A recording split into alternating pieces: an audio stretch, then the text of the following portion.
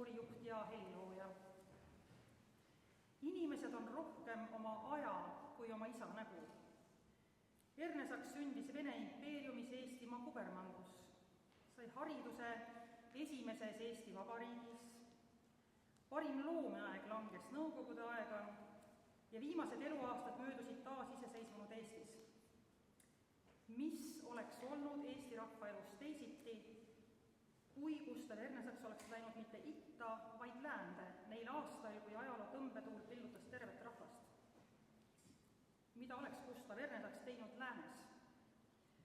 Ja mida oleksime meie siia jäänud teinud ilma temata? Eestis on ajast aega olnud heliloojaid, kes on üksiti ka koorijuhid ja üksiti ka pedagoogid. Aga on raske sõnastada põhjust, miks ei kujunenud laulutaadiks mõni teine koorijuht, helilooja, pedagoog.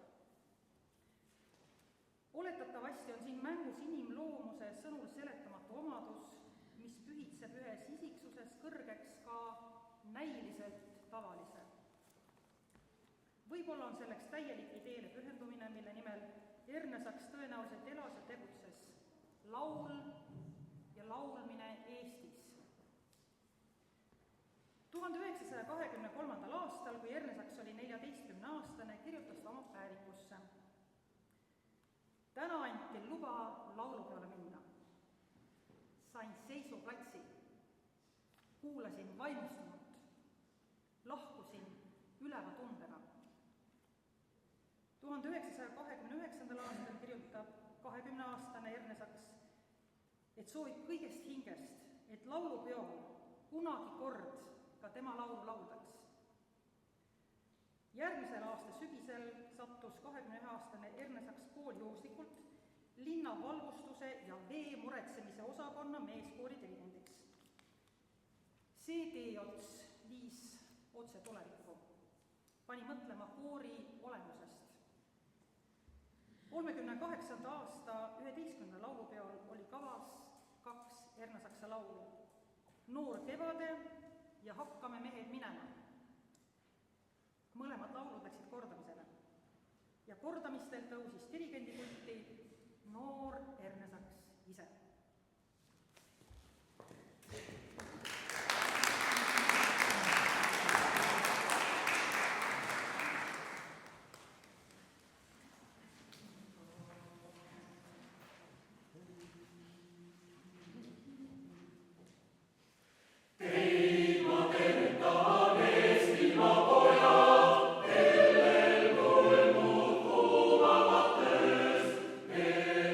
Sydämen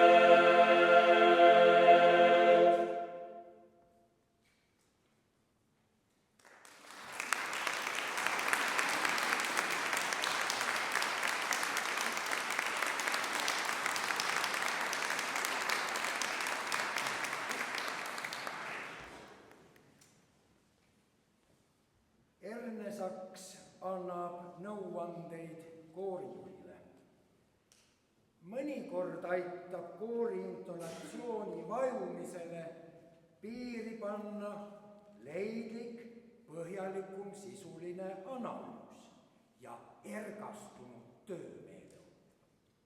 Koorijuht võib selgituseks tuua näiteid teistelt kunstialadelt, vahel on abiks tabav anekdoot või mahlakas repliik. Vajumine ei kaasne iga lauluga, tavaliselt mitte nendega, mida lauljad hea meelega laulavad. Siit järeldus on vaja suuremat huvi äratada ettekantavate laulude õpetamise eel. Vahel lähed kontserdile ega teagi veel, mis helistikus riskantsemat laulu täna võtta. Tunneta siis kontserdi käigus koori tänast vormi, esimeste laulude kulgu, saali akustikat, publiku vastuvõtlikkust ja tee siis lõplik valik. Kontserdil püsi muusikalisel joonel. Ei tohi teha koori ega enda pisieksimust pahurate žestidega teatavaks igale lauljale ja nende kaudu igale kuulajale.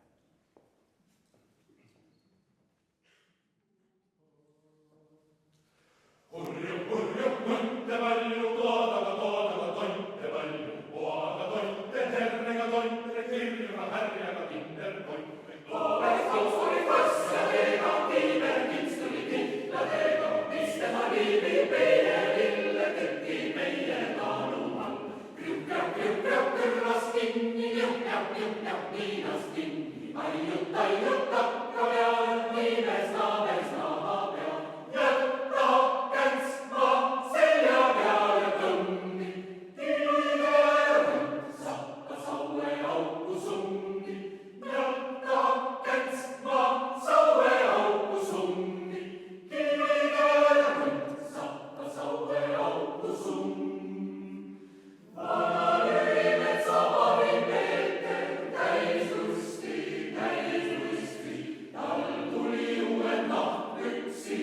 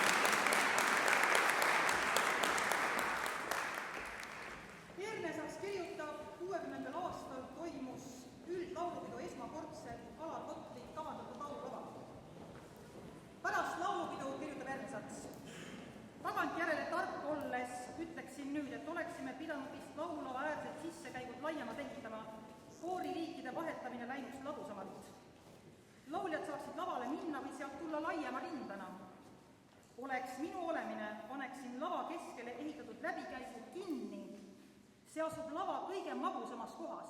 Laululava olgu maksimaalselt lauljate päralt. Laululava on hiilgavate akustiliste omadustega, seega sobib igasuguste kontsertide läbiviimiseks, ka sümfoonia kontsertide läbiviimiseks.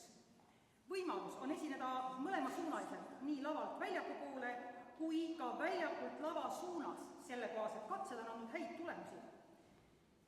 Julgemad teatrid võiks esitada laululaval vabaõhuoopereid, ballette, sõnalavastusi. Siin võiks läbi viia kirjanduslikke ja deklamatsioonialaseid õhtuid hommikuid, võimlemis- ja rahvatantsu ettekandeid. Kas ei võiks siin ilusatel kevadistel ja pühapäevadel korraldada lastele või ka mudilastele muusikatunde, laulutunde, mängutunde, kujuneks nagu mingisugune vabaõhu muusikakool. Võiksid toimuda maledemonstratsioonid elavate etturitega. Kui kõnelda laulupeo osavõtjate arvus, siis seda pole tarvis ei suurendada ega vähendada. Erilist propagandat mees- või naiskooride organiseerimiseks vist tarvis polegi, need arenevad isegi hästi. Peame vaid jälgima, et pealiik, segakoor teistest maha ei jääks. Torn lauluväljakul oli hea. Tuli tornis oli hea. Tule hääl oli hea. 2 viimast võiksid tulevikus tegelikult väiksemad ja vaiksemad olla. Peamine tuli ja hääl tulgu lauluhiiglase kurgust.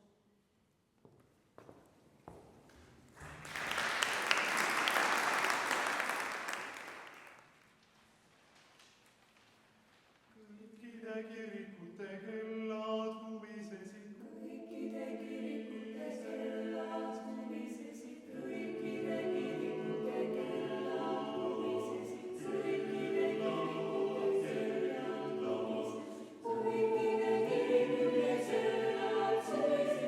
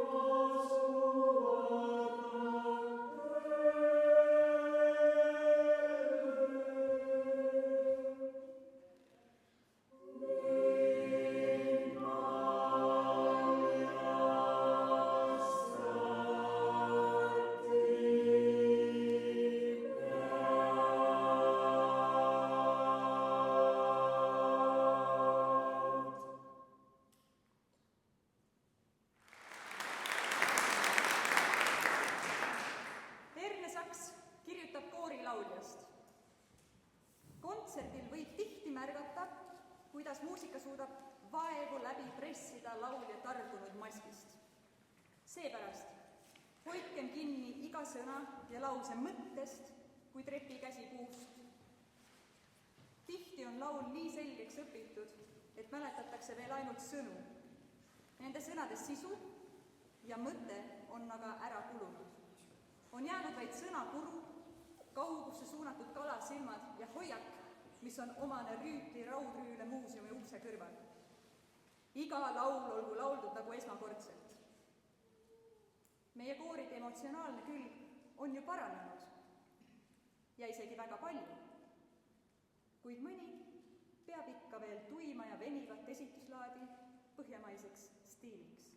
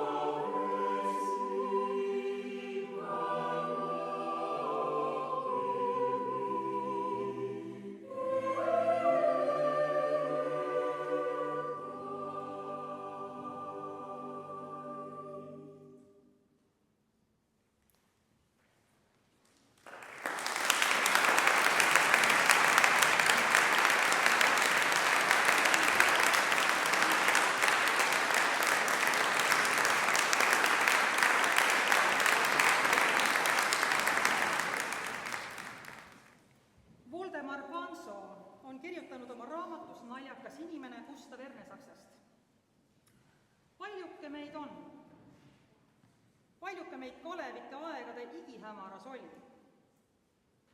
Paljuke neid vanas Ateenas oli, aga igas ajas mees on entsüklopeedias. Nii et tähtis on palju entsüklopeediasse jääb. Tähtsam kui meeste hulk on meeste valik, vaim, kultuur, ühistunne. Ernesaksal on vaid 100 meest, aga millise oreli on ta neist teinud? Teinud on üks ime, püsima jäämine on suurem ime.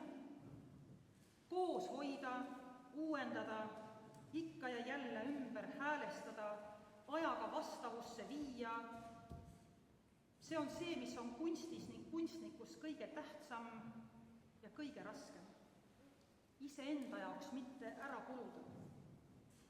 Usun, et kunagi võib kroonikaraamatust lugeda ja ta tuli oma 100 äravalitud mehega.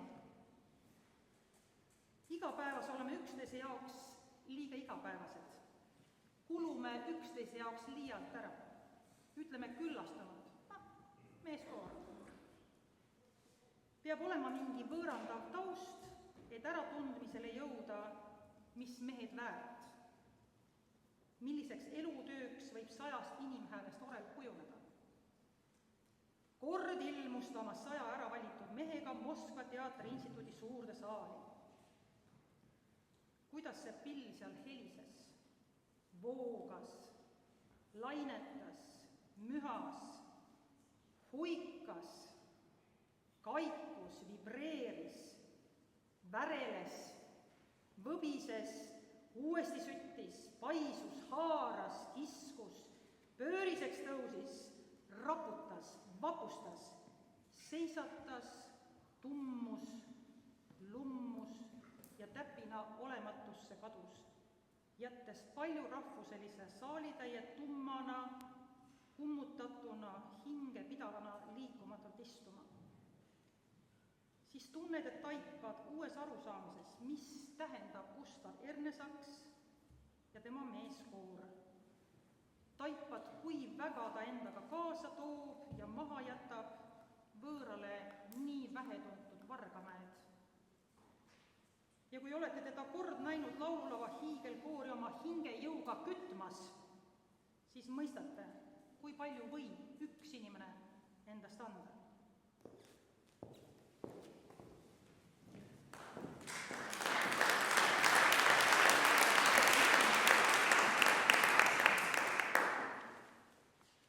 Siere,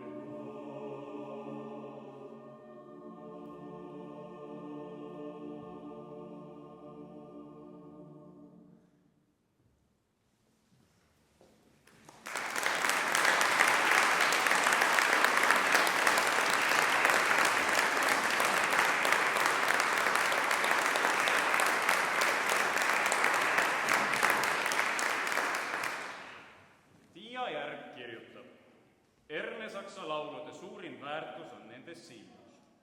Paljudel laulupidudel on kuulajale ikka püsiv ja eriliselt võluv toime, muidugi eriti siis, kui luuleteksti mõistab.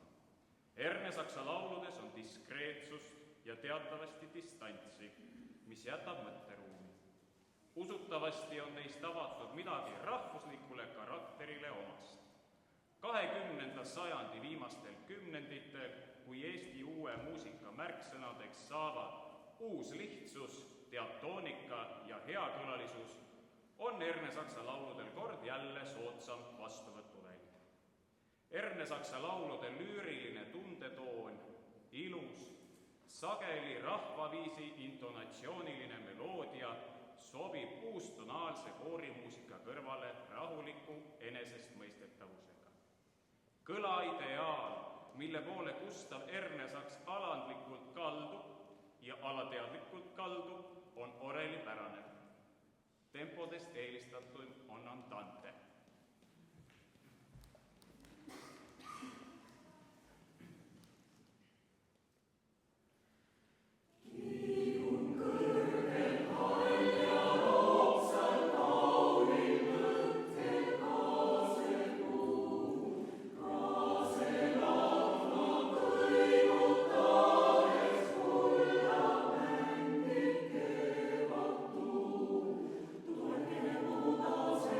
Tolke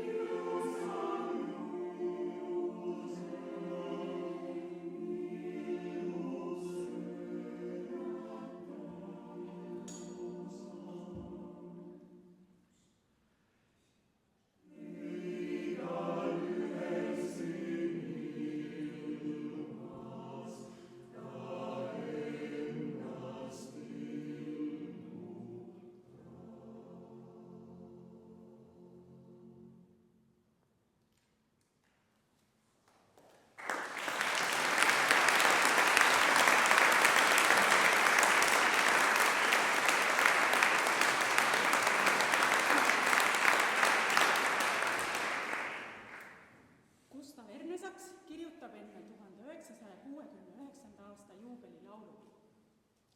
Koorijuhid.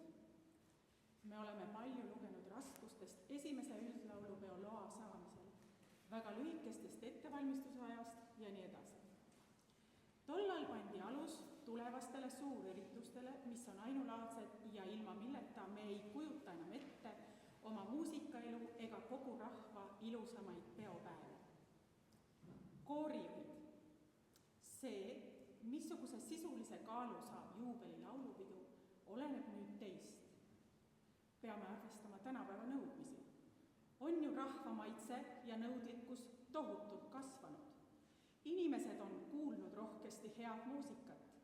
See on kättesaadavam kui kunagi varem. Enam pole uudis, et nii ja nii palju lauljaid on laululaval. Palju tähtsam on see, mida ja kuidas lauldakse. Et laulud ja lood kõlaksid kaunitena ka kuulajaile, on nüüd juba meie teha.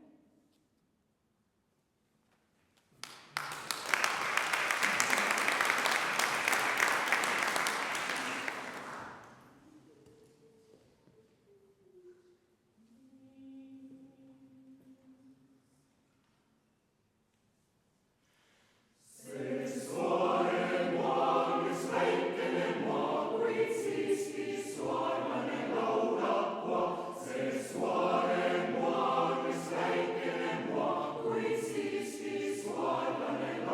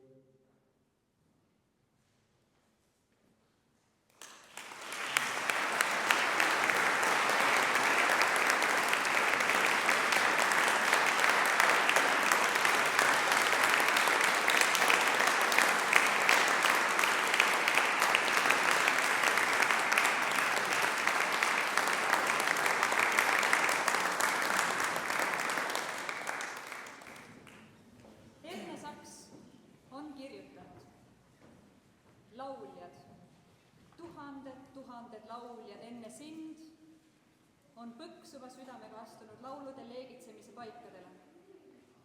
Sina teed sedasama juubelilaulupeol.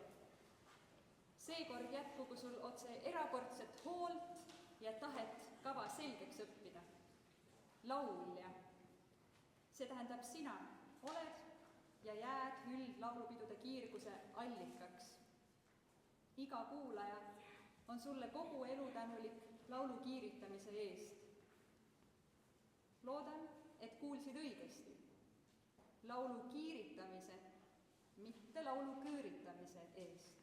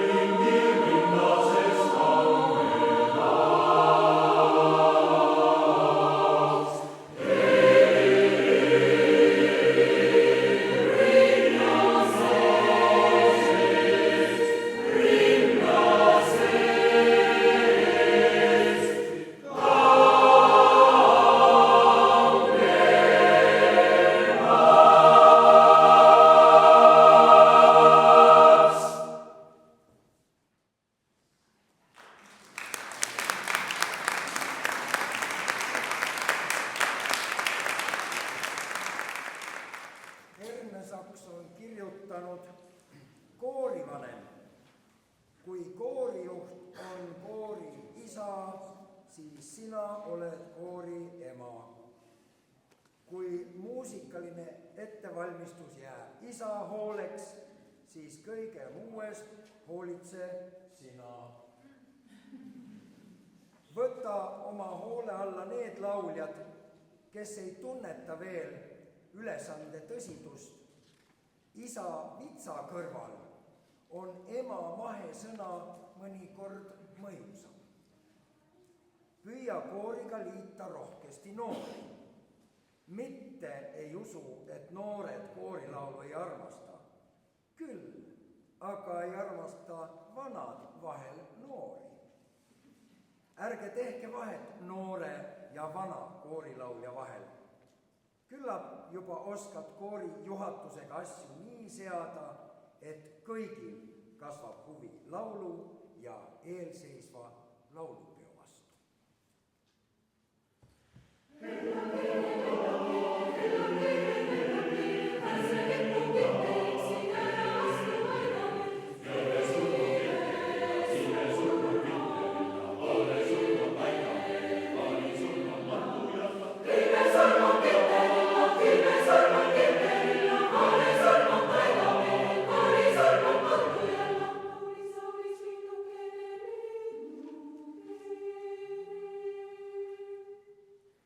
Hello.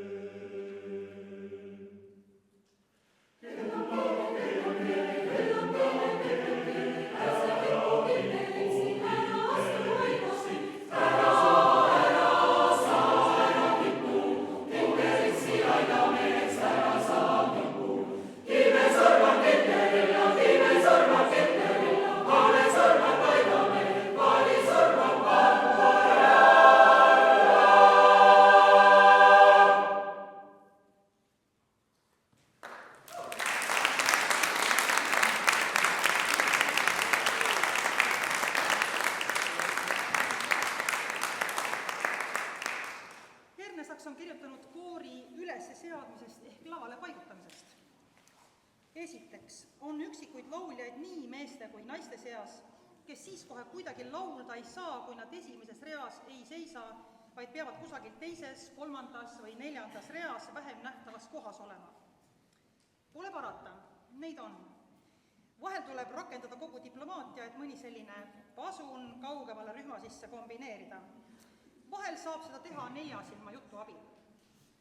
Ja teiseks, lauljad ei tohi haavata, aga koorijuht peab ka koori välisilmele mõtlema ja pilgupüüdjamad lauljad ettepoole tooma.